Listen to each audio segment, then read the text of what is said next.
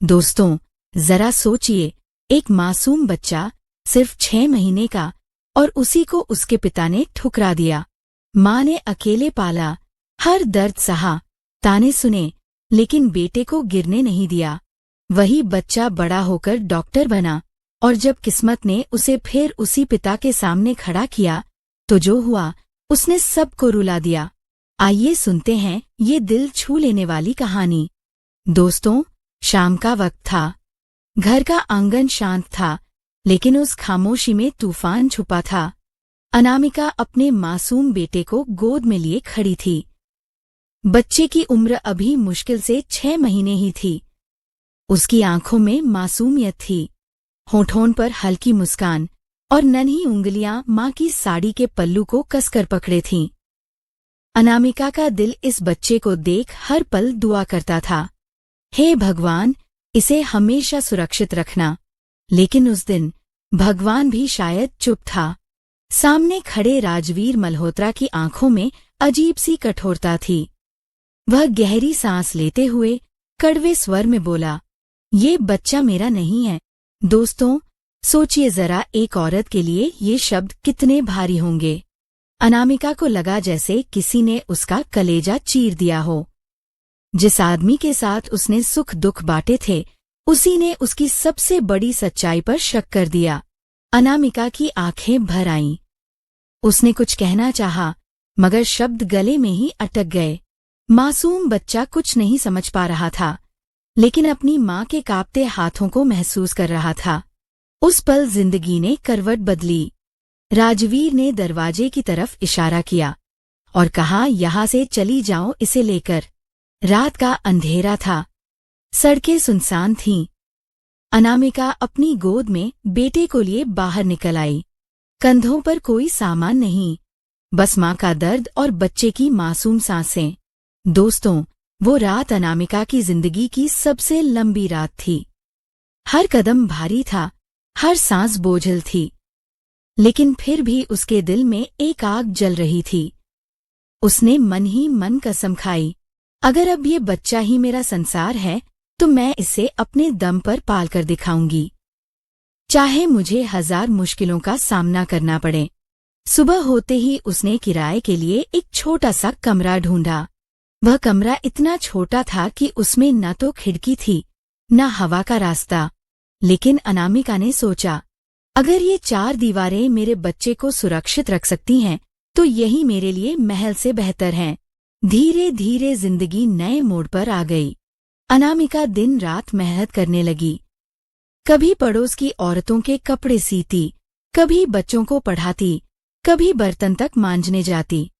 पैसा बहुत कम मिलता, लेकिन उतना ही काफी था बेटे का पेट भरने के लिए। माँ का रिश्ता ही ऐसा होता है दोस्तों, वो खुद भूखी रह सकती है, लेकिन अपने बच्चे को भूखा नहीं देख सकती। बेटा बड़ा होने लगा था। वह स्कूल में पढ़ाई में सबसे आगे रहने लगा। क्लास टीचर भी कहती, ये लड़का एक दिन बहुत बड़ा बनेगा। अनामिका का सीना गर्व से चौड़ा हो जाता।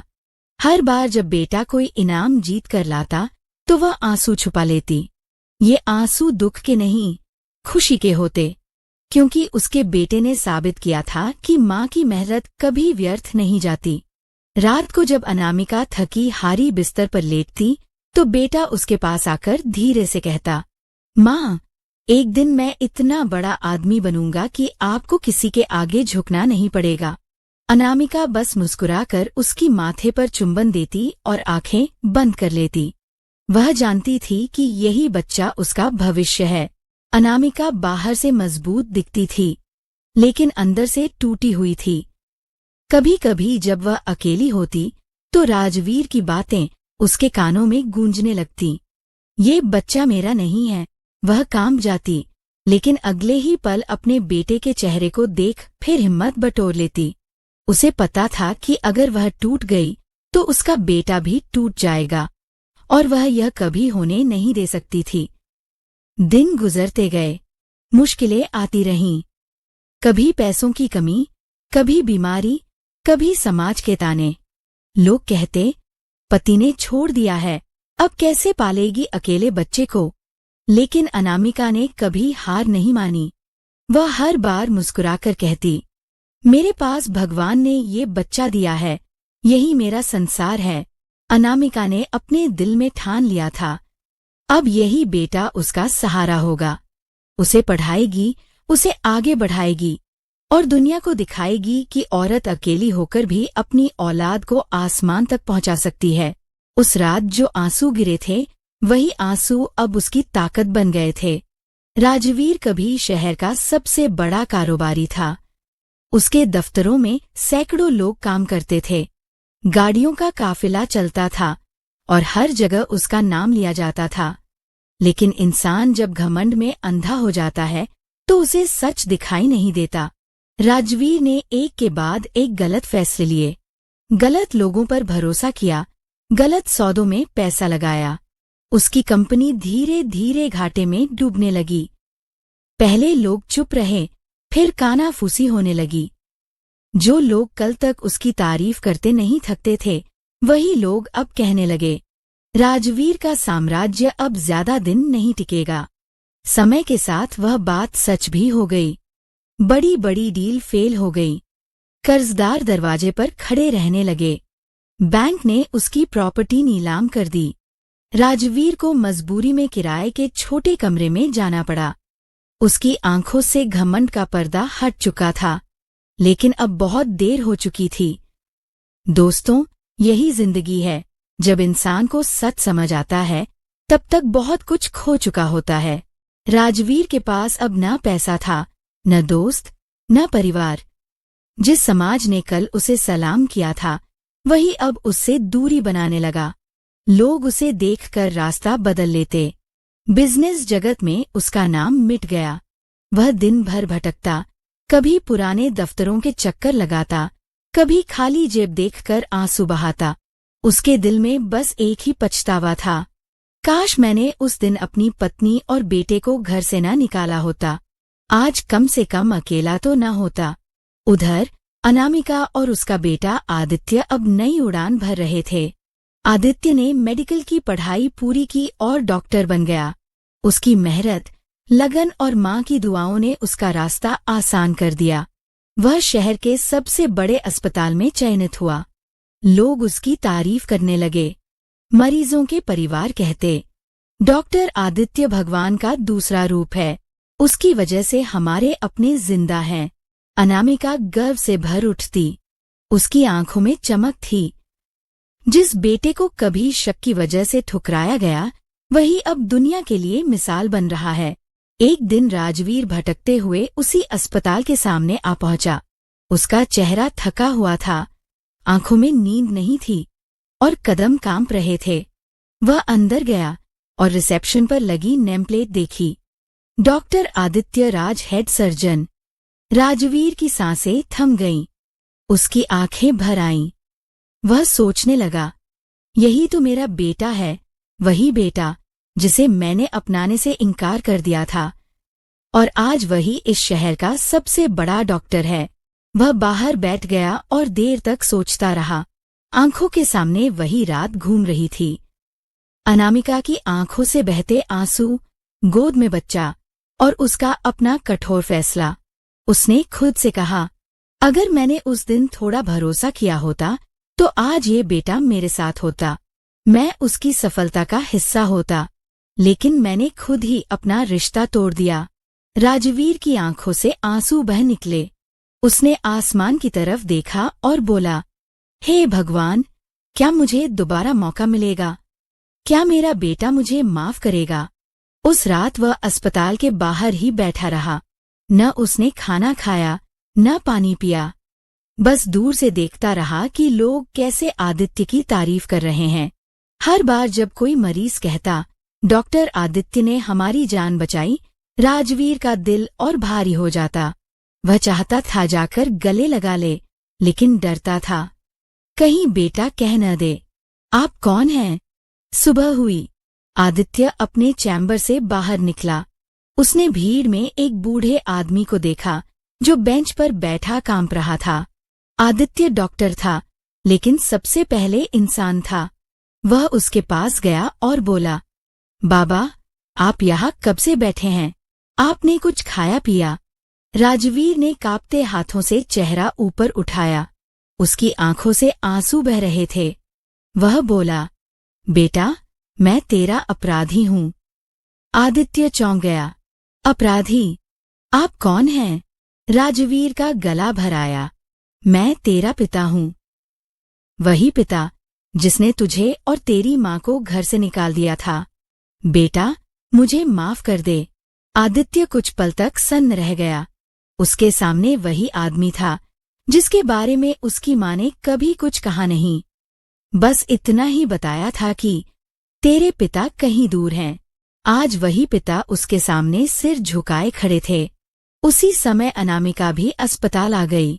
वह बेटे को देखने आई थी। उसने सामने झुके राजवीर को देखा और सालों पुरानी चोटें ताजा हो गई। लेकिन उसकी आंखों में नफरत नहीं थी, बस आंसू थे। उसने धीमी आवाज में कहा, राज, तुमने हमें छोड़ दिया था। उस रात को मैं कभी नहीं भूल सकती। लेकिन देखो, वही बेटा जिसे तुमने अपना मानने से इनकार कर दिया था, आज हमारी सबसे बड़ी पहचान बन गया है। राजवीर जमीन पर गिर पड़ा। उसके पास कहने को कुछ भी नहीं था। अब आदित्य के सामने सबसे बड़ा फैसला था। एक तरफ उसकी माँ थी जिसने अकेले उसे पाला, हर मुश्किल से बचाया, अपनी जवानी उसकी पढ़ाई में लगा दी। और दूसरी तरफ उसका पिता था जिसने कभी उसे अपनाया ही नहीं। क्या करे आदित्य? उसका दिल कह रहा था, ये वही आदमी है जिसने हमें धोखा दिया। लेकिन उसका ज़मीर कह रहा था, रिश्ते खून से जुड़े होते हैं और पिता वही है। आदित्य ने आंसू पोंछे। वह धीरे से झुका और अपने पिता को उठाया। उसकी आवाज भारी थी, लेकिन करुणा से भरी। पिताजी, रिश्ते खून से नहीं, विश्वास से बनते हैं। आपने मुझे ठुकराया था, लेकिन माँ ने मुझे संभाला। आज मैं जो भी हूँ, माँ की वजह से हूँ। लेकिन आप मेरे पिता हैं और मैं आपको माफ करता हूँ। राजवीर ने सुना और फूटकर रो पड़ा। वह बेटे के पैरों में गिर गया। अनामिका की आंखों से आंसू बह निकले, लेकिन इस बार वह आंसू दर्द के नहीं, बल्कि गर्व और सुकून के थे। पूरा अस्पताल इस नजारे का गवाह था। मरीज, नर्सें, स्टाफ, सबकी आंखें नम थीं। सबने देखा कि कैसे एक बेटा जिसे कभी अपनाया नहीं गया था, वही अपने पिता का सबसे बड़ा सहारा बन गया। दोस्तों, यही जिंदगी की सबसे बड़ी सीख है। पैसा, शोहरत और शक कभी रिश्तों से बड़ा नहीं होता। रिश्ते अगर भरोसे और माफी पर टिके हों, तो सबसे गहरी दरारें भी भर सकती हैं। उस दिन राजवीर ने अपने बेटे और पत्नी दोनों के सामने सिर झुका दिया। उसने स्वीकार किया कि शक ने उसकी जिंदगी बर्बाद कर दी, और आदित्य ने यह साबित कर दिया कि माफी ही इंसान की सबसे बड़ी ताकत है। अनामिका ने बेटे को गले लगाया और उस पल उसकी सारी मेहनत सफल हो गई। जिस माँ ने अकेले बेटे को पाला था, वही माँ अब यह देख रही थी कि उसका बेटा उसके टूटे हुए परिवार को जोड़ रहा था। दोस्तों, ये कहानी हमें यही सिखाती है, माँ की मेहनत कभी व्यर्थ नहीं जाती। और अगर बेटे के दिल में माफ करने की ताकत हो, तो टूटा हुआ रिश्ता भी जुड़ सकता है। दोस्तों, अब आपके लिए एक सवाल। आपके हिसाब से इस कहानी का असली हीरो कौन था? अनामिका, जिसने बेटे को अकेले पाला, या आदित्य, जिसने सब कुछ भूलकर अपने पिता को माफ कर दिया? कमेंट में जरूर बताएं। दोस्तों, आपको ये कहानी कैसी लगी? अपने विचार हमें जरूर बताएं। और आप कहां से देख रहे, अपने शहर का नाम जरूर लिखें। अगर यह कहानी आपको पसंद आई, तो इसे अपने दोस्तों के साथ शेयर करें और हमें सपोर्ट करें, ताकि हम ऐसी प्रेरणादायक कहानियां आपके लिए लाते रहें। जय हिंद, जय भारत।